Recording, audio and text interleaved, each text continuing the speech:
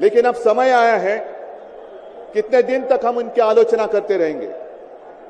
अब तो उनका सपना ऐसा है कि 400 पार।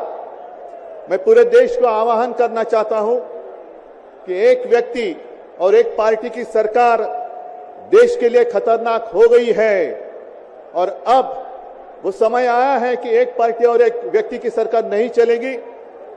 पूरे देश को मैं आह्वान करता हूं कि हम सबको अब चाहिए, मजबूत देश चाहिए और मिलीजुली सरकार हमें लानी ही होगी।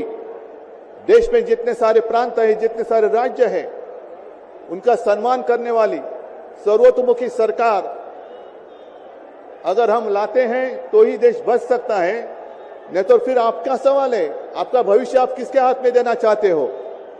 हम सारे आए हैं चुनाव के प्रचार के लिए नहीं आए हैं, हम प्रजातंत्र की रक्षा के लिए आए हैं। और कैसी सरकार है, अरविंद जी के ऊपर इल्जाम लगा दिया, डाल दिया जेल में।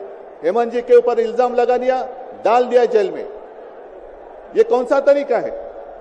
इनके पास जितने सारे लोग हैं, मैं आपके सामने आने से पहले कुछ पत्रकारों के साथ वार्तालाप कर रहा था और उन्होंने कहा कि उद्धव जी अब उन्होंने इनको साथ में ले लिया, उनको साथ में ले लिया। जिनके ऊपर भ्रष्टाचार के आरोप खुद भाजपा ने लगाए थे, उनको उन्होंने वॉशिंग मशीन में डालकर साफ सुथरा नहला धोला कर अपने मंच पर विराजित कर दिया। तो आप क्या विश्वास रख सकते हैं? जितने देश में भ्रष्ट लोग हैं, उन सारे लोगों को इकट्ठा लेकर बीजेपी देश को विकास के राह पर लेके जा सकता है? भ्रष्ट लोग देश का विकास कर सकते हैं?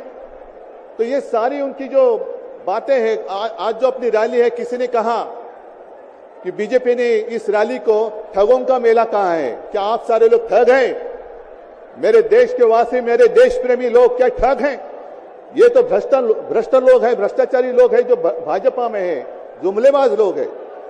और मैं ये भी जानता हूं, मुझे याद है कि कुछ दिन पहले उत्तर भारत के सारे किसान दिल्ली आना चाहते थे, नहीं आने दिया।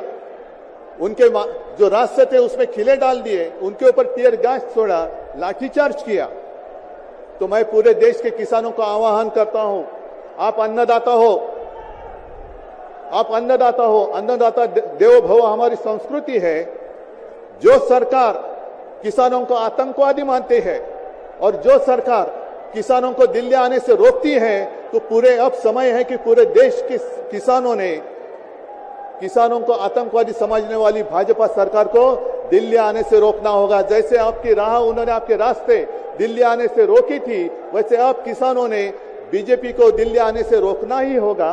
और एक नारा जो मैंने मुंबई में दिया था, वो जो कहते हैं कि आपकी बार 400 पार, मैं आपको आह्वान करता हूं कि जहां से आप आए हुए हैं, आप जाओ, अपने घर पे जाओ, जहां भी जाएंगे गांव में जाओ, लेकिन एक नारा आपको देना होगा तानाशाही के खिलाफ, अब की बार भाजपा तड़ी पार,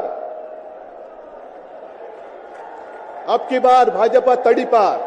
और ऐसे तानाशाही करने वाली सरकार अब हम दिल्ली आने नहीं देंगे। यही शपथ लेकर आगे हमें जाना होगा। और फिर से एक बार सुनीता जी, कल्पना जी, आप चिंता मत करो, पूरा देश आपके साथ है।